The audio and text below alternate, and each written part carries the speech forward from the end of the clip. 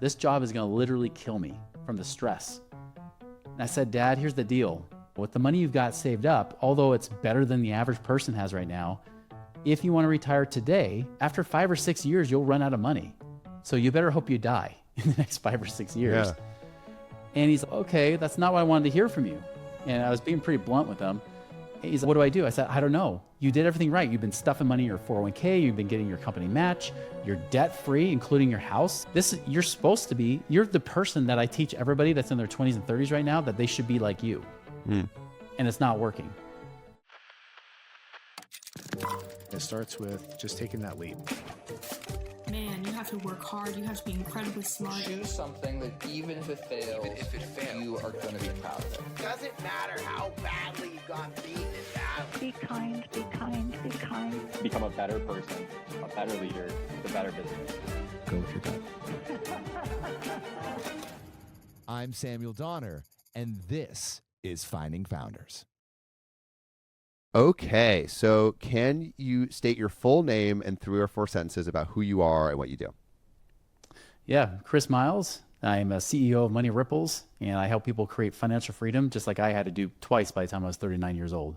Yeah, and we're going to dive into those ebbs and flows of money throughout your life. Sometimes the ebbs are as interesting to dive into as the flow, sometimes more interesting. But yeah, you were in traditional finance and you had this like transformative realization that led you to focus and develop strategies for sustainable, accelerated financial independence, which is like what everyone wants. Or, like, how can I get passive income? How can I get that work optional lifestyle? Yeah. And everyone claims they know how to do it, but not many people actually know and are doing it for themselves, which there's a couple stories that you talk about, I think, highlight that. And we're going to get to everything you've built with the ripple effect and everything that you're working on right now. But I'd love to start at the beginning and maybe talk about how did you grow up around money? What were your parents and your like the familial background around, okay, like what does money mean? What is it used for? Are we saving it? Are we spending it? What was your concept around money as a kid?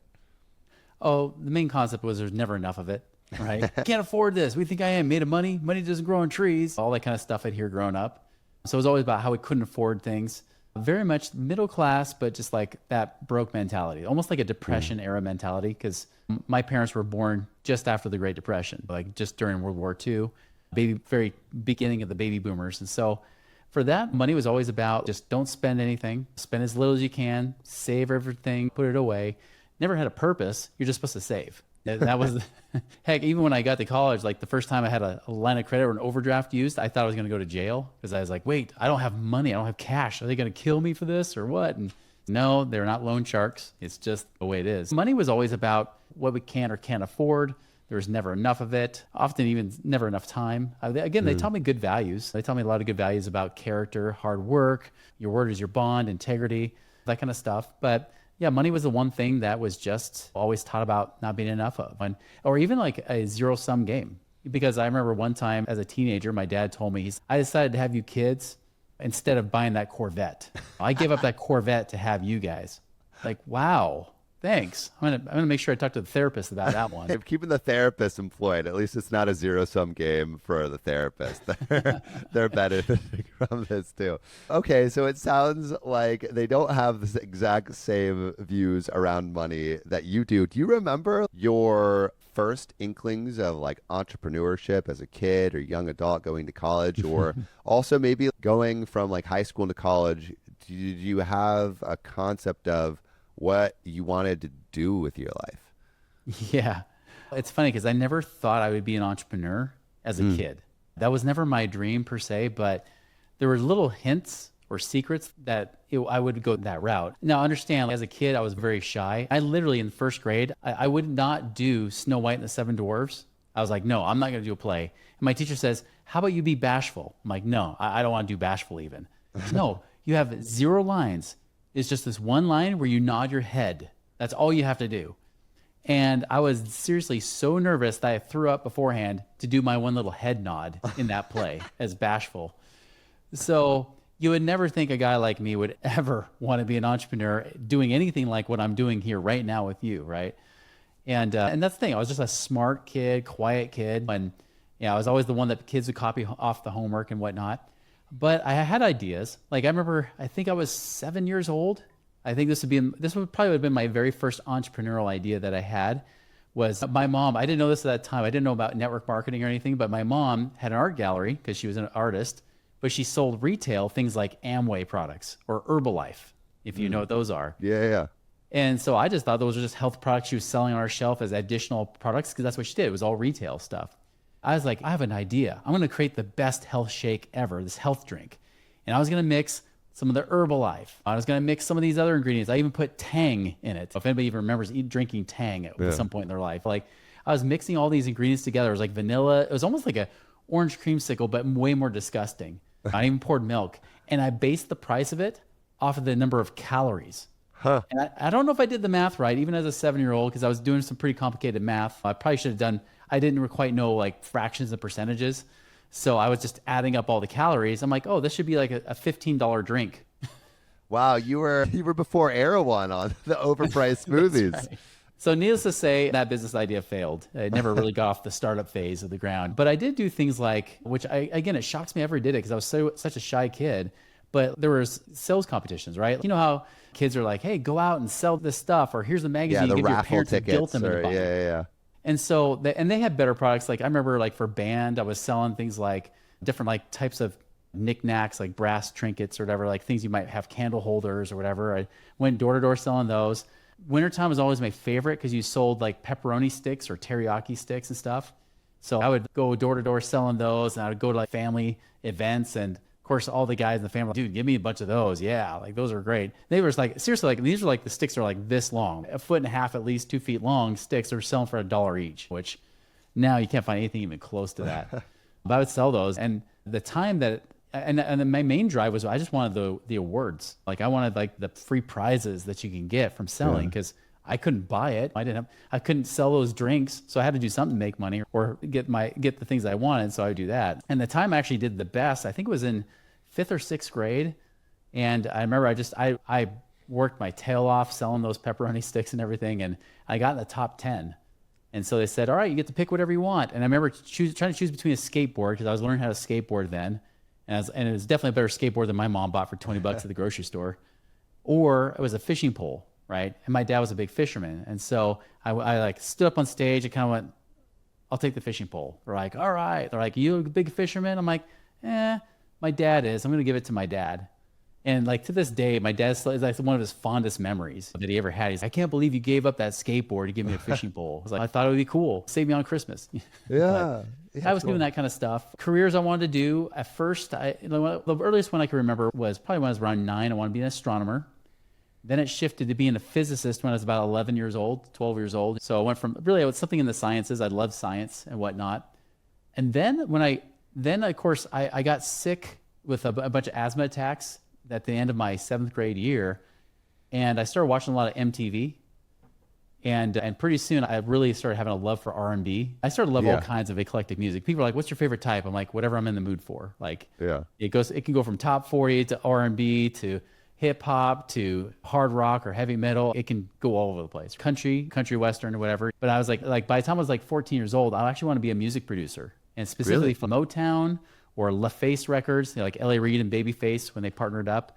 Like I wanted to do something in the R&B section until about my junior going to senior year. Then all of a sudden I switched to sociology. Didn't even know what it was, but I thought that's the thing I want to go into. And so that's why I went into college. Yeah, wait, so what did you end up realizing sociology actually was? When people would ask me my senior year, they're like, what's sociology? I'm like, I don't really know. I think it's like psychology, but it's psychology for groups of people. So it's like studying groups of people instead of just the individual. Yeah. And there was just something that seemed fascinating about human behavior and something of that nature. So it was one of those things. It was almost like a spiritual prompting. It just said, you should go into sociology. And I'm like, all right, I'm going to go into sociology then.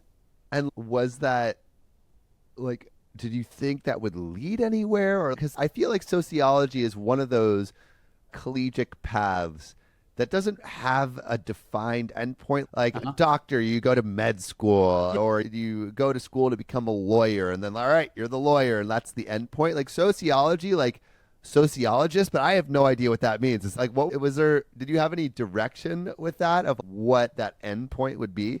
I wasn't really sure at first. I thought maybe doing marriage and like marriage therapy, like marriage counseling or something like that. I was debating about different things like human resource. You can go to human resource and business a lot with sociology degrees, or like consulting and management and whatnot, which is funny because I was like really good at math. Every time going through school, like I would get in the top 1 percentile of those of math. I just hated it. So even though I was the guy that could naturally just do things off the top of my head, I'm like, nah, I just hate math. Especially when I did 2 semesters of calculus in high school. We did get college credit. Hated every minute of it. I was like, this is stupid. This is not even useful in real life. And I think that's what it was. Like, I want to use something that could be good for real life. I debated about being a professor at one point, but it came down to... You were still very much in just I'm exploring, and that's what I'm using college for. It was pretty much, I just felt like if I just go down this path, it'll eventually reveal itself. And so that's why I did try psychology. I did switch to psychology for 1 semester. But then after being married to my first wife, I was like, man, I don't even want to deal with my own marriage. I don't want to deal with other people's problems. So I quickly switched out of that, especially after taking like abnormal psych classes. And I went right back to sociology. And so I decided to go more the business route with it. I was like, you know what? I feel like business is the way I want to go. And I thought, I want to be the business consultant. You know, if you ever watched the movie that's called Office Space, it was back from, I think it was like late 90s, early 2000s. Somewhere great around there. movie. Yeah. So remember the Bobs, when he's talking to the Bobs or going in trying to see what they should do. I was like, I want to be the Bobs. I want to do that. I want to go in, tell them how they're treating their employees like crap, and then walk out with a big paycheck. Right? So that was actually my focus towards the end of really the last 2 years of my college, after I realized I wasn't going to do marriage and family therapy. But at the same time, the words my dad would always tell me throughout always growing up was, you need real life experience. He even made me drop out of some of my college classes, like AP classes in high school, to take like a communications class. He's like, you need to take communications. Only realized it wasn't what he thought it was. He's, that was a waste of time. That wasn't even what we thought it was going to be. It wasn't teaching you how to be a better communicator, which is essential in everything in life. Yeah.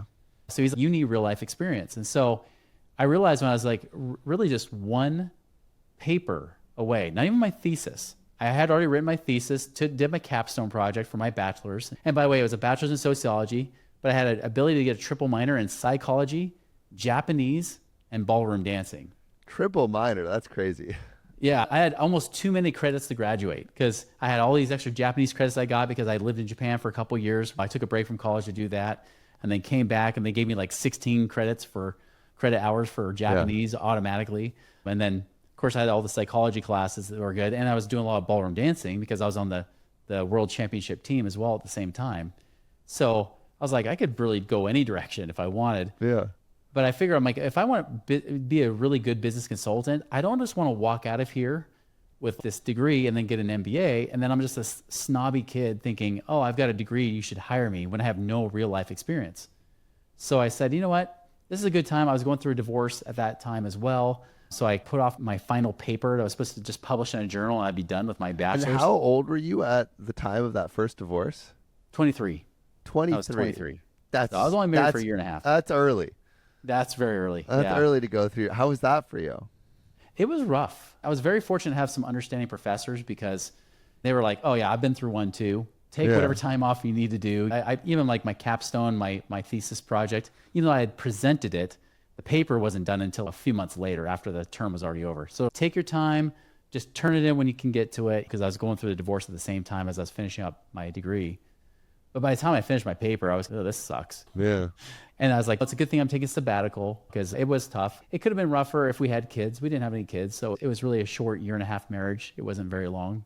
But it was rough enough that I didn't really want to, I lost the desire to keep my head down. Because remember, I took 2 years off to go to Japan. I still was able to graduate when I was 23, or had the ability to graduate when I was 23. Yeah. I was pushing through pretty fast. It would have been 21 had I not lived in Japan. So I was pushing through pretty hard, but I was like, no, I'm just going to take a break, maybe find some business to start up. I had no clue what it would be, but that's where I was. And so it was a good transition point for me.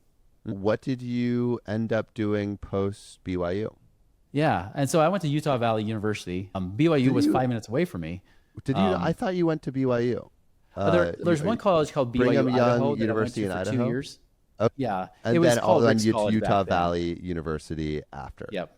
Okay. I did get accepted to BYU twice, and I turned them down twice because every time I just couldn't do it.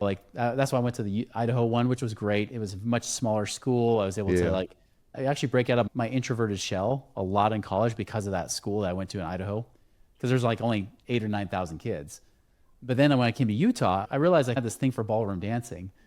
And by the way, I actually was never a dancer in high school. I only took a ballroom dancing class in Idaho because when all the mess got worked out with my math credits, because they said, well, you don't have enough. You're like 0.6 credits short of getting your math requirements done. I got a math class, but then when the semester was about to start, they said, oh, never mind. 2 semesters of calculus is enough. You don't have to go back and take algebra. So they're like, you just need 1 credit to be full time. So I was looking for like maybe a PE type thing or a biology class, something else for in generals. And this is the day pre-internet, right? So it wasn't like you just look on the computer. You had to like literally go and dial in the phone these courses to see if you get it. And you had to have a certain code for each class to see if you can add it to your thing, right?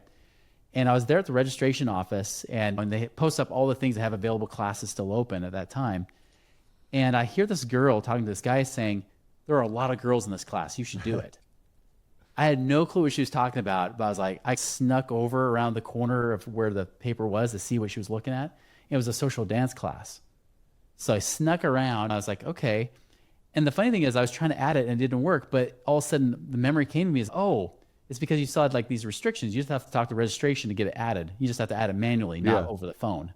So I went to the desk. They're like, yeah, just go ahead and sign this paper and we'll get you in. So even though I tried probably 4 or 5 classes beforehand, I mentally dropped all of those. I said, I'm going to take that dance class. Yeah, it sounds a lot more fun. And also, it would be a thread throughout like most of your life, ballroom dancing, which we'll talk about in a little bit. But I'm curious, post-college, so what was your like first ventures into the real world, the real working world? Yeah, the first venture was, again, trying to find that business. Now, I was already working full-time. I had a job that was working since 99. This is in 2001 or going into 2002. I was trying to find some business to start. So I was already working full-time at a job. So I was looking for kind of a side hustle. Yeah. And the first thing that came up was actually talking to a friend. He said, hey, Chris, like I just started interning at this financial firm. It's really cool. They talk about investing in money. And even as a kid growing up, like there were some things about money I thought was interesting. I used to watch in the 80s Family Ties, which had Michael J. Fox back when he was a kid. And he was an economics major and he would always talk about money and stuff. And I was like, oh, that is cool. But I was probably not, even though I was like that him in some ways, I was nerdy that way. In another way, I was like Adam Sandler from The Wedding Singer, who was trying to get a job at the bank. It's like, I got money on top of my fridge. I like to add more to it. That's where you come in. You know? Yeah. I was like in between those guys. I asked my friend, I said, are they hiring? Can I get a work there or whatever? I don't have any experience. He's like, you don't need experience. They train you. I'm like, cool. Eventually I could get a interview with them. I didn't realize they would take anybody off the street. If you're willing to work on commission only, it was a commission only job. So it was legitimately business. Like there's no base salary, nothing, like no guarantees at all. It's almost like a boiler room type of stuff. And you're pretty much going into your leads, calling your friends and family, calling out phone books, whatever you got to do. And so that's what I was doing as a financial advisor. I got licensed, got my life and health and my securities license so I could sell mutual funds and all that kind of stuff and started to do it. And when I came back to that real life experience again, I realized that my favorite professors were ones that were in the real world and then came back to teach at the university. So I was like, you know what? I want to do this. I want to learn like really how this all works, like really make it in the private sector versus the typical 9-to-5 salary job position. And so I did that. I actually was a financial advisor for 4 years, trying to learn the ropes and everything and learning about money and whatnot. And that ended up in my career path. I never actually went back to finish college, not until about a year or two later when I was already retired. I had enough investment income coming in, I could retire, not because of the things I learned as a financial advisor, but doing stuff we'll talk about later.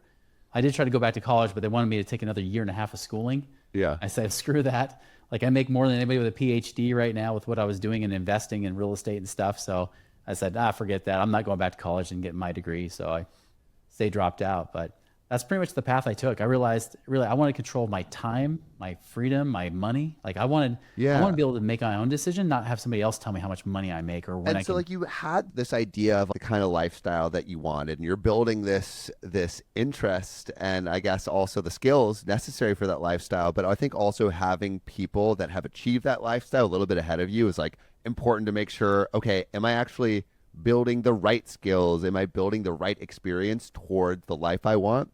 And so I'm curious at this Was it World Financial Group? It was. So at World Financial Group, where you're like doing this commission-based job, what are the people that are there? Were they like living the lifestyle that you dreamed of, that are a couple rungs up the ladder? What were you learning about the people that were ahead of you? Yeah, and I realized this is almost 25 years ago now. It dates me when you think about it. It's like, man, you've been doing this financial stuff for almost a quarter century. Yeah. Yeah, there's definitely some of the leaders in that office, the guys that had been there for usually at least 5 or 10 years. I remember the one guy in my office that was like the head of that office. I remember thinking, this guy is rich. He's a millionaire. The guy makes $300,000 a year, which now that doesn't sound like much even now. It's decent. It's still respectable even today. Yeah. But I look at it now, I'm like, I make that more. I'm more than that part-time. He was full-time doing it. And he had to have a whole army of advisors work under him to even hit that goal. But to me, it was like, at the time I was making in my job, my full-time job, about $25,000 a year. I topped out at about $11.69 an hour at my full-time job. After I got all the skills I could possibly get, the only thing I could do is get a promotion. And even then they're like, I don't know, I feel like you have something else to do in your life than just be stuck at this company, which I actually told that guy later on. I appreciated he actually rejected me for the promotion, because I was pissed at him. It's like, I deserve this, man. Like, I'm better, more qualified than the person you hired, especially because I was going into like business management and human resources and things like that. But no, like it was, but yeah, when you're making like, even I got remarried to another person by that point. Between the two of us, we're making $30,000 a year. Making $300,000 a year seemed incredible, almost like out of reach. Yeah. So you see these people ahead of you that are making all this money. How did you take a step forward towards that kind of lifestyle, or towards that kind of income from World Financial Group? So I guess, like, how did you lateral out of that? It's fascinating because I didn't make a whole ton of money there. I made about the average of like a financial advisor early in their career, but I was making like maybe $2,000, $3,000, $4,000 a month. Nothing great. The thing that did teach me a lot was about, one, having personal discipline, responsibility. They're very big on systems. They're like, hey, follow the system, do these things. These are the systems that worked for us and many other people. It's duplicatable. So trying to duplicate activities and whatnot. Even mindset. That was the biggest thing I got, even from the guy that was coaching the guy that was the head of our office that was making like $4 or $5 million a year. That guy, he had a very different lifestyle from everyone. The guy was very free, even owned a vineyard, and that was just for fun, all that kind of stuff. And I realized one thing I learned from kind of the leadership there is that the difference between the ordinary and even those guys that were successful, even at the annual conventions, they'd speak up on stage. They're like, if you knew the difference between you and me, the difference is so small, it will scare you. And looking back, I was actually thinking about that phrase even just the other day when I was pondering and meditating a little bit. And they're not far off, because it was, but it wasn't what they were teaching me. They were telling me to read books like Rich Dad, Poor Dad, Think and Grow Rich, right? They were like, the personal development part was also amazing. I got a lot out of that because it got me into reading books that I'd never done before. How to Win Friends and Influence People was the first book I started reading as I got onto that entrepreneur journey. And all those things were great. But again, there still felt like this disconnect between making money and that personal development. Like, it wasn't quite clicking. And it actually, for me, it took me leaving that industry, leaving away from that scarcity mentality. I never knew it was at the time, but there was a scarcity mentality in that office that I had to break away from. And once I broke away from it and got outside the box, so to speak, that's when all of a sudden making money became formulaic. It became much, much easier, even as a business owner. So what were how did you get out of that box? What did you actually do? And what were those first like money making strategies? Yeah, so I had to blow up my island a little bit. An interesting thing happened to me right before the end. It was at the end of 2005. Two things happened. One, I sat down with my dad because he said, hey, when are you going to advise me on my finances? Now, understand that my dad, he was like the penny pinching saver. He says frugal, we all say cheap, right? So cheap that this guy would not tip. And if he got bad service, not only would he not tip, he would steal dishes off the table. That kind of cheap. And so I would imagine when he finally asked me for help, I said, and I'd never seen his money before. He was always very guarded, he always thought people were out to get him and steal his money. Scarcity, right? So when I sat down with him, I look at his money, and this is just after Y2K, the market was starting to recover a little bit. And I'm looking at his finances, and he says, I'm 61 years old. I want to retire. This job is going to literally kill me from the stress. And I said, Dad, here's the deal. With the money you've got saved up, although it's better than the average person has right now, if you want to retire today, even though you're a single adult, after 5 or 6 years, you'll run out of money. So you better hope you die in the next 5 or 6 years. Yeah. And he's like, okay, that's not what I wanted to hear from you. And I was being pretty blunt with him. He's like, what do I do? I said, I don't know. You did everything right. You've been stuffing money in your 401k. You've been getting your company match. You're debt free, including your house. You're supposed to be, you're the person that I teach everybody that's in their 20s and 30s right now that they should be like you. And it's not working. And I walked away pretty upset. This was like at Thanksgiving time. And then just, of course, a week or two later, I get into a little car accident, a little fender bender. And it was actually me racing between. I was actually starting to teach stock coaching on the side. And so I was doing a stock coaching business and I was doing financial advising. And I got into a car accident, like a 3-car accident, missed like 2 meetings, business meetings. And I was like, what am I doing? Like, why am I stressing myself out, running around for nothing? And I started to like really realize, I'm like, you know what? I got to stop this. Like, I got to stop. Instead of me like hunting people down and smiling and calling people all the time, instead, I'm just going to call people because I actually care. I actually just want to see how they're doing. And so I would only call people up just to see how they're doing, not to get business off of them. And then I I was like, you know what? And from now on, people come to my office. I'm not going to race around going to appointments at people's houses. They're going to come to me. So I started setting rules and boundaries, which I didn't have before as a financial advisor. I would just do whatever it took to try to get somebody to do business with me, which was not a great strategy. When I made that decision, all of a sudden, people actually started to do business with me. More, in fact, people, when I wouldn't bring up business, people would then bring up business about me. They're like, hey, do you still do that investing stuff? I need to sit down with you. So then they're inviting themselves versus me pitching them. So things are already starting to shift a little bit because I'm like, wait, I'm working less, but making more money because now I'm setting my own terms. And by the way, when I'm done, I'm not going to feel guilty about not doing enough business because anybody who's been a business owner, this feeling when you're like, okay, I've done everything I should do, but could I be doing more? Should I keep going and working the midnight oil? Should I do this or do this and this other busy activity? And the truth was I didn't have to do all that. It's like when I'm done, I go home. I go enjoy my family. And what was amazing is I had some of my best months at the very end of my career with that company. When I was like, and I stopped going to their trainings too. So I stopped listening to them. So what exactly were you, what were you actually selling? Were you selling like the investment advice, like the stock, like coaching? Yeah, like mutual funds, annuities, insurances, all that kind of stuff. So traditional financial planning. And this was still with the World Financial Group, or was this with, okay. So this was like the commission-based job, and some of your best months came from doing less and focusing just on like the relationships more, and the business is almost like an afterthought. Exactly. But it was also at the same time, because of what was going on with my dad, and even when I was learning as a stock trader, I realized maybe there's some other answers outside of what I'm teaching as a financial advisor. Maybe I've been brainwashed. So that's why I stopped going to trainings. I thought, you know what? I'm not going to go to all these trainings. I'm going to just do what actually makes me money, for one, meet with clients. And I just knew that it had to be something else. And it's usually when the student's ready, the teacher appears. And the teacher came in the form of somebody who I hired to be a financial advisor that worked with me at World Financial Group, but then quit just months prior. And he quit because he wanted to go do real estate investing. And so I was calling him up. Funny enough, I was calling him up because I wanted to see if I can get him back on my team again to start working with me, because he had left just 4 months prior. This is like right between Christmas and New Year's as we're talking.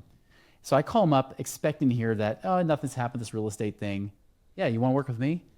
He didn't say that. Instead, he's like, man, my life is awesome right now, Chris. He's seriously, my dad and his dad I had tried to meet with as a financial advisor, refused to do any investments because he wanted to do this crazy real estate stuff. But he says, well, my dad and I have partnered on some real estate deals, and my dad has now doubled his income as a professor at BYU with just the passive investments he's been doing with us. I'm like, wait, he just started doing this 4 months ago with you. This is too good to be true. That's no way. That's impossible. Because I know how much your dad makes. There's no way. And he wasn't like he was getting paid a lot, but still, he was making upper middle class. I'm like, there's no way you could have doubled his income. And after I argued with him that stocks were better, he finally just said, Chris, what principles are you teaching your clients? What do you mean by principles? Like Rule 72? Not at all. And those are the principles you were asking me about here, about these money-making principles, right? He's like, okay, 2, Chris, how many of your clients are actually financially free where they don't worry about money? I said, they all worry about money. Even the retired ones worry about outliving their money. Okay, well, that's not good. How about this? And I think he probably expected me to say, oh, there's this person, like justify it. But I was like, no, probably none of my clients are financially free that way. And then how about this, Chris? How many of you guys as financial advisors are financially free, not off the commissions you're earning, but actually doing the investments you've been recommending? And when I was really honest with it, I was doing like a mental, almost an inventory of all the people in our office. There's probably over 100 people in our office, just in that office, not including the thousands nationwide. And I'm like, there's guys been working here since the late 1970s, since I was born, and they're still not able to retire. So I said, maybe none. There's your problem. Okay, give me the answer then. I'm not going to give you the answer, Chris. You just got done arguing with me that stocks are better than real estate. No, listen, I'm serious here. I'm actually open. Give me something. So listen, if you're serious, and I really don't think you are, but if you actually are serious, go get this book by Robert Kiyosaki called Who Took My Money?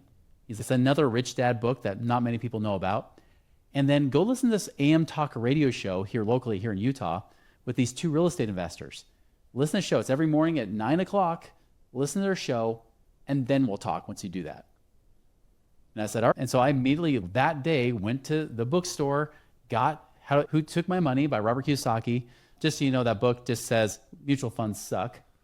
Yeah. Stock markets suck, which is funny because as a financial advisor, we would always tell people, oh yeah, Kiyosaki's all about what we teach. He's all about, Rich Dad Poor Dad is all about this, but he would never say that he never said that in real life, but he wouldn't say or invest your money in an index fund or anything like that. Yeah, he never said that crap. Like he was against that. But of course, that's what we were saying. Oh, you should do this. No.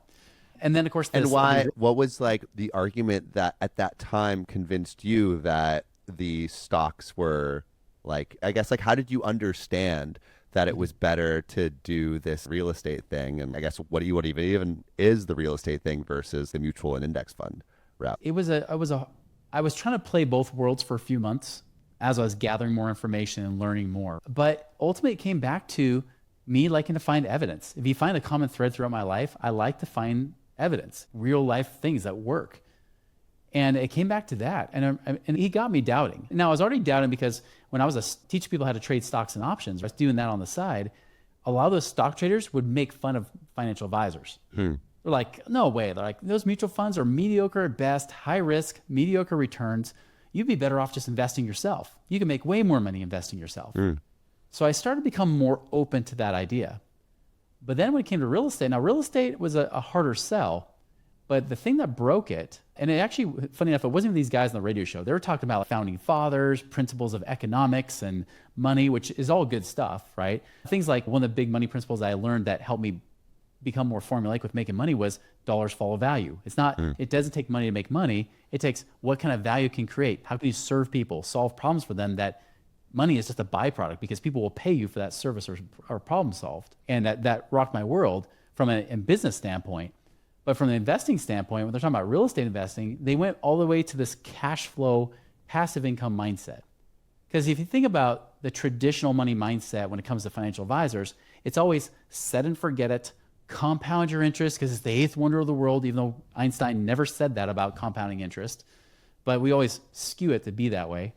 And then they're like, yeah, like you just put your money away forever. And then eventually after it compounds, you'll be able to pull off the money, but don't pull off too much because you don't want to run out of money. So you pull off less than the interest you're earning so you never run out of money with inflation and everything else, right? And that was the thing I was always taught is an accumulation mentality, as I call it. It's all about accumulating your money, saving up like a squirrel, hoarding your nuts for winter, hoping that you can last through those winter months, however long you live. But when it came to investments, especially with real estate, no, it's about income. Isn't everything about what you even taught as a financial advisor about income, even retirement income? It's about that. But do you have to wait till your 60s or 70s to get that money?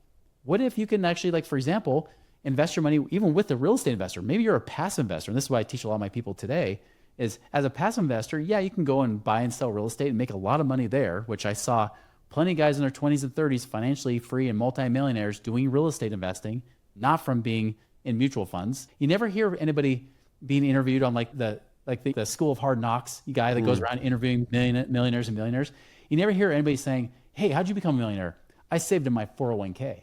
Yeah. You never see that, right? It's always like some business they started, usually first and foremost, and then maybe they're a real estate investor too, secondly. Already there's evidence that shows that works. But on top of that, when they start saying, wait, what if you even invested money with a real estate investor? What if they paid you 1% a month of your money? Now, as a financial advisor, if you had $100,000 I would tell you, don't pull off more than 3% a year so you don't run out of money in retirement, right?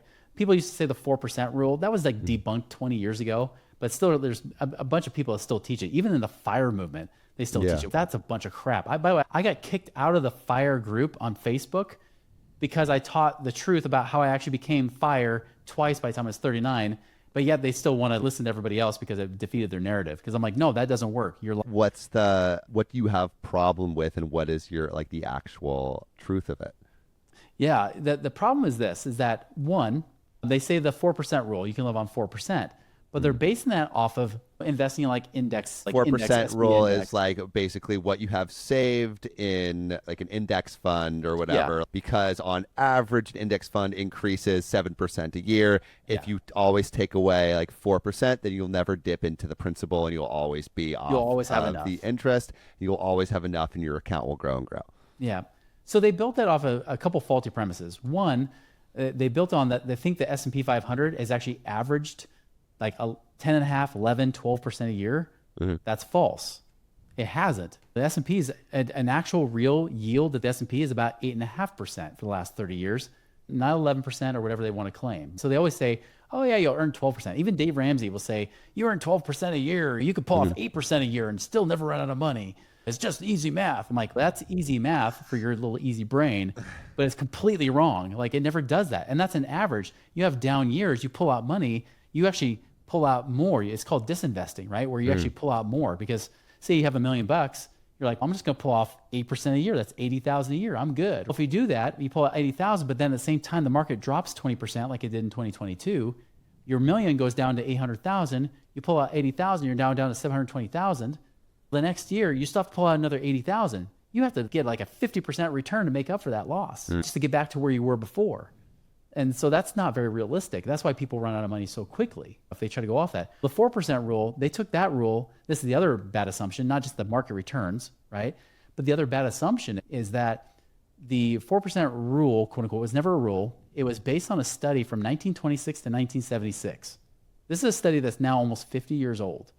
They said, based on all the market conditions in any given period, you should be able to pull out 4% a year in that time frame, that 50-year span. If you pull out 4% a year, you would be okay. You wouldn't run out of money, given the average life expectancy at that time, which was really, people only pull out money for 15, 20 years anyways at most. One, we live longer than we did 50 years ago. And then two, the other issue is there's different factors in the market. Because, for example, 1974 is when we got taken off the gold standard. Inflation started roaring after that. We didn't have that kind of roaring inflation those 50-year time period. It happened after the fact. So there's more inflation now. People are living longer. You got to take out less, which is why even now when companies even redo their numbers every year, it's right around 3%. That's if you have an average retirement age. But if you're trying to retire young, it should probably be 2% so that you can ensure you don't run out of money faster, especially with inflation and everything else. And so like that, so the problem is I had a friend that I went out to lunch with. He actually markets to real estate investors. This is the irony, but he's all about mutual funds, especially the S&P 500 index, right? He's all about the spider fund. And so he says, yeah, Chris, I'm actually 29 years old and I can retire. Really? That's pretty impressive. He's like, yeah, I can live on 4%. I'm good. I said, that 4% rule's debunked, right? That's not even a rule. It's a myth. What do you mean? I'm like, one, it's 3% right now for retirees, people that are aged in their 60s. You're not a retiree. You're 29. If you want to actually do this, it's got to be a 2% rule. Are you telling me I have to save up double the money now? Yeah. No, I don't believe it. I'm like, yeah. You don't have to believe it, but you were in first grade when I started teaching about money and being a financial advisor. So you do whatever you want to do, buddy. I'm just telling you here, I've seen what history's actually done, and I know the fault of it. So what was so going back to this, because like this all started because a friend and his dad had come up with this money making technique, this like passive income technique that seemed to be a better solution than like the wealth management mutual fund solution. So what exactly was that technique? Because we like really have like well covered. Okay, like this is how the old guard has been thinking about money. So what is this technique that was so interesting and enticing to you? So imagine my mindset at that time is like, in my mind, it was always like, well, and even I thought for myself, if I want to be at least financially free, my goal was at the time is I want to get to $2 million saved up in mutual funds so I can live on 3% a year, because we were in questioning it back then 20 years ago as financial advisors. So 3% a year, that gives me $60,000 a year, because back in the early to mid 2000s, $5,000 a month felt more like $10,000 to $12,000 a month today in today's dollars. So I was like, man, $5,000 a month, that would be an awesome lifestyle. Not realizing, of course, that that's nothing today. But because I used to believe that inflation was 2 or 3%, which is a bunch of BS too, right? Because the government lies to you on that one as well. So anyways, I was always thinking, I just got to save up $2 million. I just got to be cheap as possible, turn off the AC in the summertime, turn off the heat in the winter, just save up every little dollar I can like my dad did. And then I'll be able to be free. But then when I, of course, I met with my dad, I'm like, wait, it didn't work for him. What do I do? Then that's when my friend started teaching me about it's about the income, about the passive income that comes from it. So going back to that same example, if I had $1 million, I live on 3% a year, I can live on $30,000 a year. I live below the poverty line. But that's the same $1 million. If I invest it in real estate and make only just 1% a month on that money, just 1%, that's not $30,000 a year. That's now $100,000 a year that my million's making me, right? Very different lifestyle. And so what happened was when I started to run the numbers based on what real estate was offering, I was getting excited. I was like, oh my gosh, like my dad may or may not be able to retire quite yet, but all these clients I met with before, they could actually retire now, or maybe retire quicker than hopefully if I put inflation down at 2%, because I was trying to make the numbers look better. Otherwise I'd depress people. I was like, hopefully we can actually get better. So I was all of a sudden starting to get excited because I'm like, there's hope now. Where I was hopeless, now there was hope. And I remember just a few months later, I went out to lunch with a couple friends. Now, these friends were better off income-wise than I was at the time. And so they would give me crap about it because I'm the money guy, but I'm not making as much as them. So they'd be awesome because they're in their mid to late 20s making good money with their bachelor's or MBAs. And I remember we go out to lunch, and one of the guys jokes to me, he's like, so have you bought your Mercedes yet? I was like, did I tell you I was going to buy a Mercedes? That's funny because in July, once my car comes up for registration renewal, I'm just going to go buy a new car and get a Mercedes. And the smirk completely left his face. He's like, oh, I was, okay, really? And it totally changed our dynamic as friendships because all of a sudden now they start to see me on more equal ground. They're like, wait, what's this guy talking about? Even to the point where I'm like, yeah, here's what I've been learning. And I'm showing this stuff. I'm like, look, you can even, if you cash out from your mortgage, do a cash out refi, we keep your payment low, we can invest that money that can actually pay off your mortgage for you. Or we can even use that money to create more additional income that you don't have to work for by investing in real estate and doing this kind of stuff. And so I actually started to have the one part of my business, I actually quit being a financial advisor that month. I was like, I can't do it anymore. I can't make the two worlds work. So I left and I just did mortgages, which worked great because, of course, in 2006, mortgages were like a dime a dozen. And it was like doing mortgages in 2021 almost. It was like everybody wanted a mortgage. Everybody wanted to refinance. And so I started showing them that kind of stuff. They got excited. They're like, cool, I can start doing that. I can make more money. They even invest in their business. They got their startup off the ground using that money they used from their house. Then they would refer me to other family members or friends. And the next thing you know, and the thing is, at that point, I had a big epiphany when I met with some of these guys. I started meeting these real estate guys. They had better business minds. They're like, do you like doing mortgages?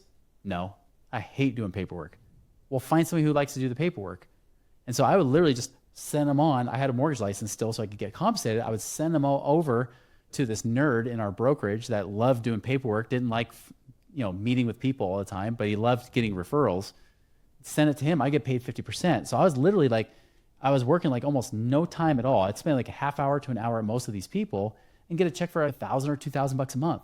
Understand at the time, all I needed to retire was $3,500 a month. So between doing that and then of course learning about real estate investing and then turning my starter home into a rental, I cashed out all the equity from it and then sold it, leased it back, did a creative strategy with that, and then rented it out to make rental income off that property, and then invested my money in other like real estate lending and lending to other investors and whatnot. The next thing you know, I'm making like $4,000 or $5,000 a month, working a couple hours a week. Wow. And at that point, I was like, holy cow, like I'm 28 years old. I could actually retire. In fact, all the money I was making, still doing part-time as a stock coach. I'm like, this is just gravy I'm making. Yeah, but so like you're making all this money with like mortgages and real estate as we're approaching like 2007 and 2009. And from the people that I've talked that were in real estate right before 2007, it was really good because you could leverage your position, right? You could like put money in a house, then like mortgage the house, and then get money for another house, mortgage that house, get money for another, so on. And so you could like, with only a little bit of money, you could like 10x essentially like your leverage through some of these, or even more. I know people who did it like to a crazy amount. I'm curious where you stood in that as we approach like 2007, 2008. Yeah. So you're right. Everything was awesome. It was like the Lego movie, right? Like it was seriously amazing. Real estate was booming. Stock market was doing great. It was like today. It really looks a lot like what we're seeing right now. And on top of that, like you said, like even with mortgages, it was way easier. If you pretty much just had to have a heartbeat and you could get a mortgage, and you can get like cash out refinances up to 100% of the loan. Sometimes I even found loan options that would let you get 110%. Wow. Almost like what people can get with a car loan, right? They could do with a house. So the lending was getting very easy. It was getting like very simple to be able to cash out, and the interest rates were still pretty decent. They were decently low. And so it was just super simple. And not to mention there were stated income loans, which you can't really do now. But back then you could just say, if you had a good enough credit score, you could say, I make this much per month. And they'll say, okay, check. Like you could literally lie. It's called loan fraud if you do, by the way. But you could literally lie on an application and get a mortgage because it was just so easy. And that was the downfall. That's what led to that whole financial crisis, because the banks were just doing stupid things. Plus, of course, appraisers, because they're getting all that pressure to keep driving prices higher from builders and everything else. And there was overbuilding happening too. All that was going on. And so 2006, I'm at the point I'm financially free. I'm making more money than I've ever seen in my entire lifetime. I think in total, between everything, I was making between like 10, 18,000 a month. Remember before, all I needed was 3,500 a month to live on. So it was pretty insane. Got the Mercedes in May. I beat it by 2 months for that goal. And then I bought a new house in September. I bought a show home, a little mini McMansion kind of thing. And so everything was great. But I remember getting to the end of that year, there was that little plaguing voice in the back of my mind saying, what if it's not? What if it's not going to be good? Because obviously my spending starts going up, even though my income was pretty high, and I wasn't even tracking my money anymore because I'm like, I'm making more than enough money to pay for all these bills. Yeah. End of 2006, I get approached by one of these friends I started a mentor with that was one of these real estate investors. He said, hey, listen, this guy named Garrett Gunderson, some people might have heard of him. He wrote a book called Killing Sacred Cows, What Would the Rockefellers Do? A few books like that are bestsellers. He says, my good buddy Garrett wants me to be a partner in this new business. And I told him I won't be a partner in this business unless you come along with me. And this business is going to be teach people how to become financially free, which is basically what you did. We want to teach people how to do this. It's like a big mission. He's, I'm all on board, but I want you on with me. And so I was like, I don't know who this Garrett guy is really. I just know he's a year younger than me. And he's got at that time he had a little gray streak in his hair. He's 27 years old. I was like, I don't know who this guy is. I just know he has a gray streak. But I ended up going to a meeting about 5-6 hours later. I was like, okay, I'm on board. Let's do this. Let's go ahead and start this business. So January 2007, we launched this brand new business, trying to save the world, so to speak. And like you said, 2007, not in the beginning, not in the first half, but starting about the summer of 2007, all the people we were working with were real estate flippers, right? And that's the kind of strategy my friend was doing. He was flipping real estate, like buying cheap, selling fast, and like just stripping out all the equity when they sell it and just making money. It wasn't really cash flow. They were making money more on the transaction, right? Which is a very different skill set and it's not reliable long-term. Well, all of a sudden, when the banks started to quietly tighten their grip on their money, and I saw this firsthand because at the time, I was feeling like, okay, this business is taking some time to launch. I've already put a lot of my money into it. One of the business partners said, hey, listen, we need you on board. Stop doing these other multiple streams of income that create passive income for you, which is ironic considering that's what we teach. But he said, stop it. Just go all in on our mission, right? Go all in on this new business. So I'm cutting off streams of income. I'm starting to burn through some of my savings launching this business.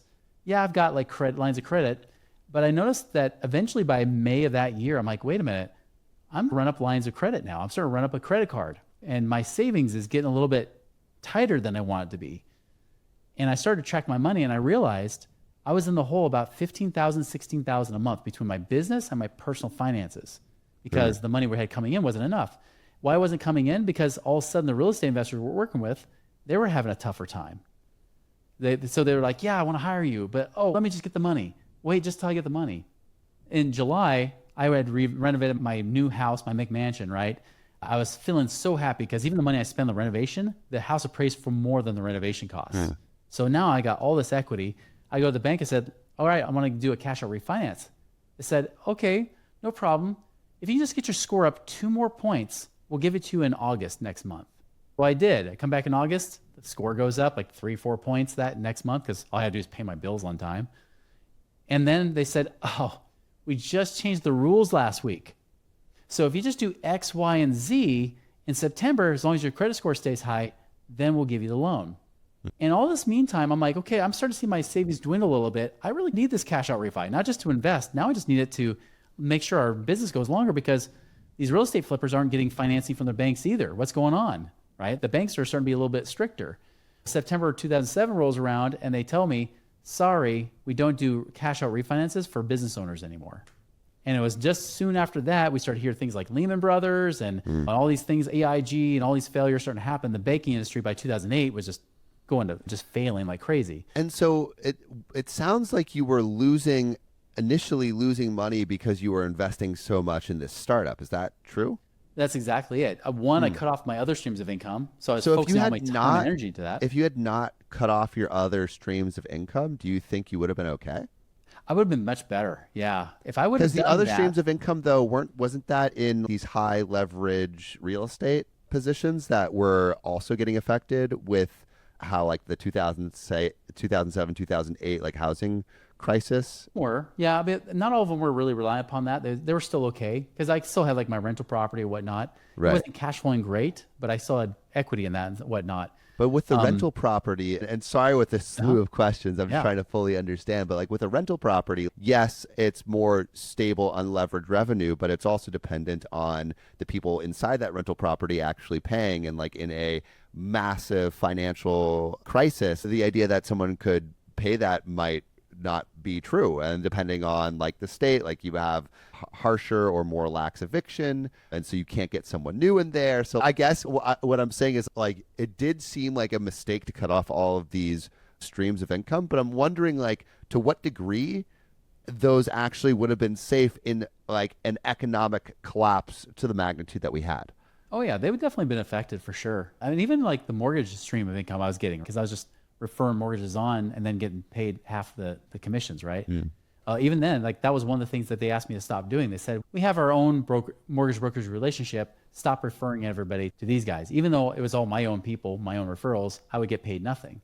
So I just said, I'll be a team player. Fine, I'll cut off that income stream. So that business income stream got affected. Now, I'll tell you, by 2008, mortgage business was not great. Like you had to be long standing in there. It was much harder to do. So that would have been affected too. So no doubt, everything was getting affected to some level. And if it's big enough, then if people are getting laid off or getting other issues, anytime that money gets restricted, and that's another principle I learned in 2006 was that exchange creates wealth. Like the faster that money can change hands between people, the more wealthy everybody becomes. That's why they would always give incentives. Like they don't do this as much anymore, but they'd be like, hey, you get a little bonus, extra tax bonus return, a stimulant for the economy. They're just trying to get the money back in the economy so people will spend it and get the money moving, and then everybody starts making more money. It's like this. It's like when they talk about what's a recession when your neighbor loses their job, what's a depression when you lose your job, right? Because if that person loses their job, they now don't have the money to spend anymore. But they're not spending the money into the company you work for. Guess what? They might lay you off too, right? And that's what happened in the Great Depression is that everything was getting worse because everybody was having this iron scarcity grip on whatever money they had. And when money stopped changing hands, everybody was going broke at the same time, right? Granted, there were still people that prospered. There was about a third of the people that became much richer during the Great Depression. Guys like Joseph Kennedy, John F. Kennedy's dad, he was rumored to be a bootlegger. He was never proven to be a bootlegger. But in 1929, he was worth $4 million, mostly as a stock trader. But by 1935, 6 years later, he's worth $100 million because he bought all this dirt cheap real estate in New York City. Because everything was crashing, everything depreciated. So he bought everything on sale. And so if you can have a little bit of money in an economic collapse, then you stand to do very well when it bounces back. And that's what I wish I would have done, because not only did I cut off the streams of income, but even like the extra income I did have coming in, I would actually pay down my mortgage because I thought worst case scenario as a mortgage broker, I can just cash it out whenever I need it. So back then, and I've heard people say it again today because they're getting complacent, right? They're getting lazy a little bit. They're like, oh, like I just put equity in. If I need the money, I can just sell my house or I can just refinance. But I learned firsthand that's not the case because I try to refinance, but the banks tell you your next thing is to sell.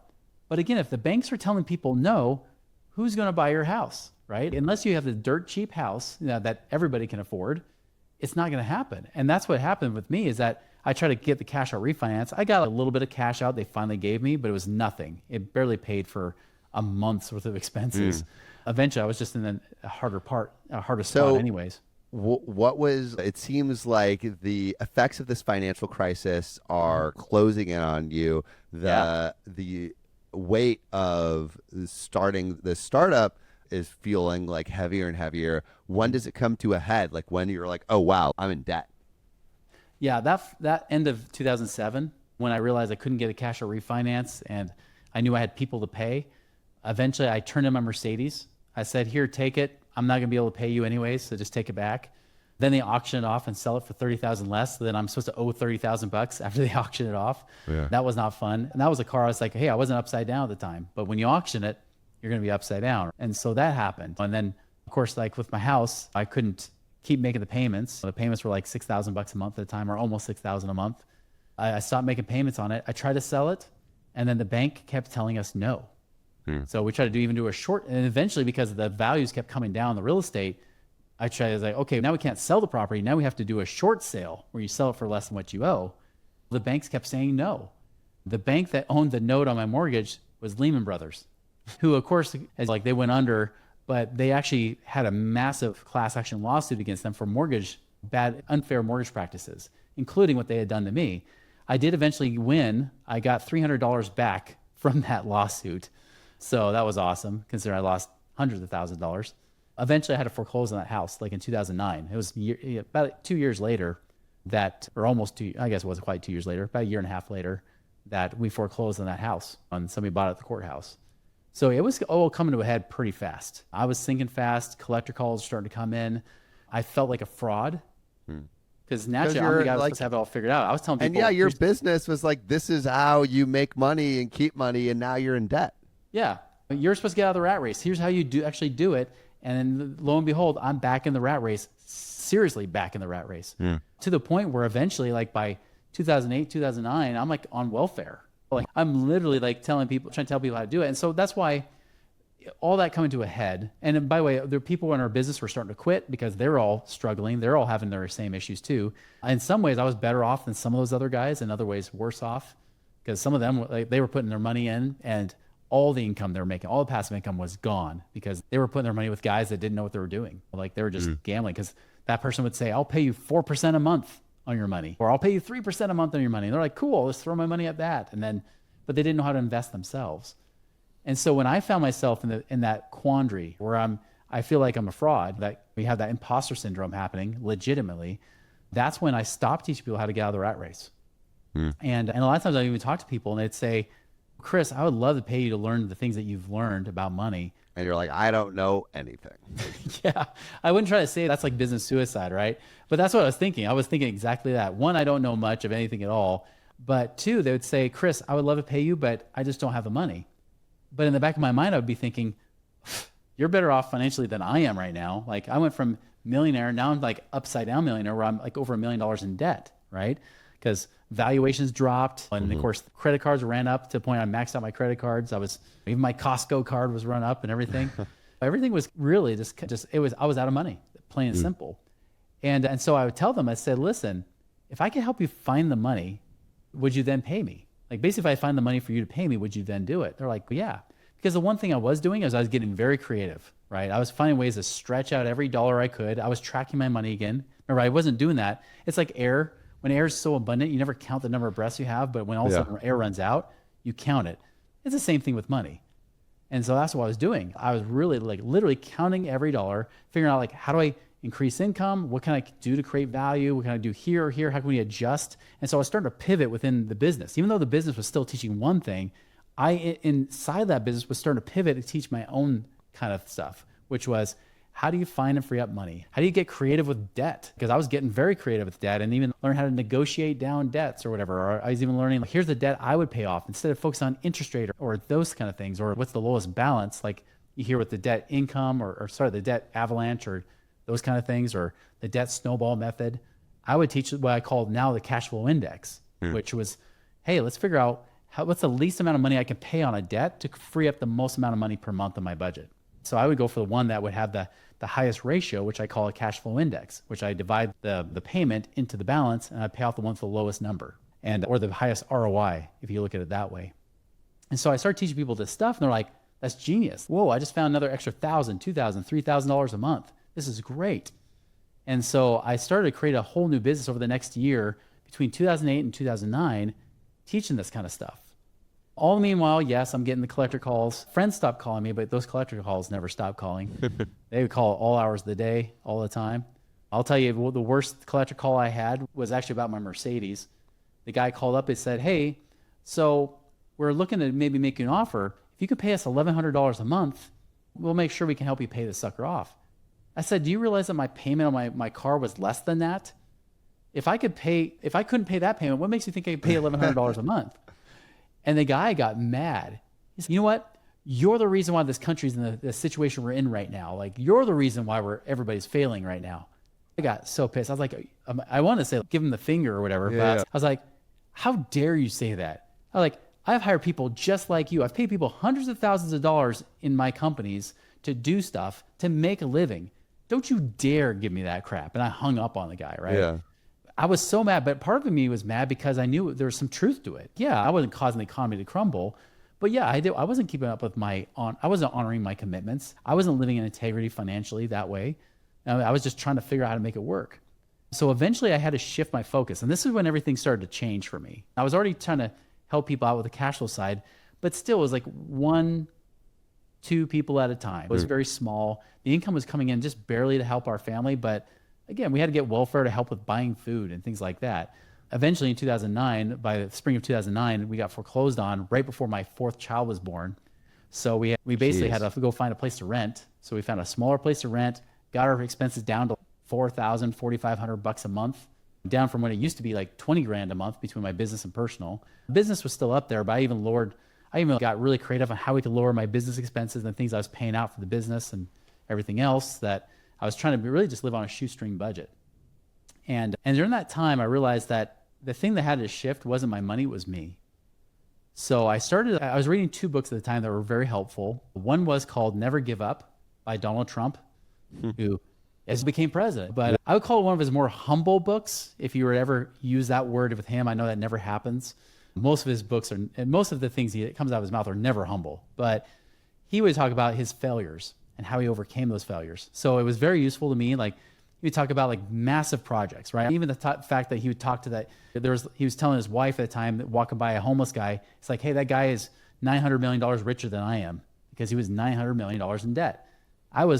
At the time, I was starting to foreclose and everything else. I still had probably over $500,000 of debt still left to pay off, that I had no more assets to sell. And so I'm like, I'm doing the same thing, but man, he had 900 million. I've got at least $500,000 still left. My problems are nothing compared to him. Yeah. So that gave me perspective. And he always talked about gratitude. Even if there's 20 negative things, he'd find the one thing to be grateful for. He would hyper focus on. So I started doing that. I also read another book called 3 Feet from Gold by Greg Reed and Sharon Lechter. It's the Think and Grow Rich for the 21st century. Great book, great real life stories, even like Truant Cathy, owner of Chick-fil-A and things like that. And they talk about how the persistence it would take a lot of persistence to finally pay off. It's just people that just don't give up. You just keep going. Yeah. So it feels like at this point, you're just getting your confidence up. You're like, all right, like I know the information more or less, but like the confidence took such a hit with everything that you lost. So it's like, all right, let's build that confidence up. Yeah, because by the summer of 2009, I got finally to a place of surrender. Because 2007, I was in denial. I was like, no, I got the Midas touch. Everything I touch turns to gold, partly thanks to market timing. But everything I touch turns to gold. This is what you think about when you're in your late 20s. The ambition of your 20s will catch up to you in your 30s. You gain a little bit of wisdom, and then you start to rebuild again. So that's what I was doing. I was like, I'm fine. There's always an answer. There's always a solution. So I had this can-do attitude. But when all said, all my solutions, all the doors kept shutting and slamming in my face, Then it was like, oh my gosh, I'm a failure. I'm a loser. And by the way, at the time, even my wife was like, maybe we should move out. I'll move out with the kids. You stay here. I'll move into my sister's basement until you figure your stuff out. I'm like, no, that's the worst thing you could do. Take away my support system. My friends already are like leaving. I was like, why would I do that? I felt abandoned. I felt alone. I was suffering silently. I didn't want people to know how bad it really was, even neighbors and stuff. Why were your friends leaving? Because when you have lots of money, they love being around you, right? Especially the ones that sometimes have their own scarcity issues. When you don't have money, then they don't always want to be around you, or especially because like you're suffering. And so they're like, okay, I'm gonna keep my distance from that guy. Or even the ones that maybe thought you did have the Midas touch. Oh, he's amazing.